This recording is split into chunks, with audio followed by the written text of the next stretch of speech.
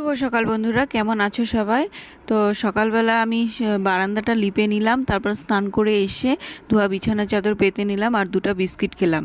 আর মা এদিকে পায়েস বসিয়েছে, কারণ আজকে আমার পঞ্চামৃতর স্বাদ। আর হাজবেন্ড যাবে এখন বাজারে, ও দুবার বাজারে গেল এলো। আর আমি এদিকে নূতন শাড়ি পরে নিলাম, আর এদিকে মিষ্টিটা এনেছে, মিষ্টিটা রেখে দিলাম। মা এদিকে মাছটা মেখে রেখে দিল, মামি শাশুড়ি এসে রান্না করবে।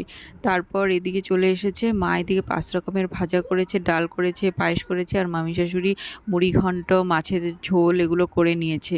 তারপর এদিকে ব্রাহ্মণও চলে এসেছে 12টার আগেই, মানে আমার পঞ্চামৃত পুজোটা হয়ে গেল। তারপর এইদিকে 3জন আয়ো মিলে দুধ কলাটা খাওয়ালো এইভাবে। তারপর এদিকে সূর্য প্রণামটা করে নিলাম, আর এদিকে শাশুড়ি মা আমার থালাটা সাজিয়ে আমাকে এখন খেতে দিল সবার সঙ্গে, মানে দেওর ভাই ওদের সঙ্গে। তোমরা প্রে করো আমার সন্তান যেন খুব ভালো থাকে।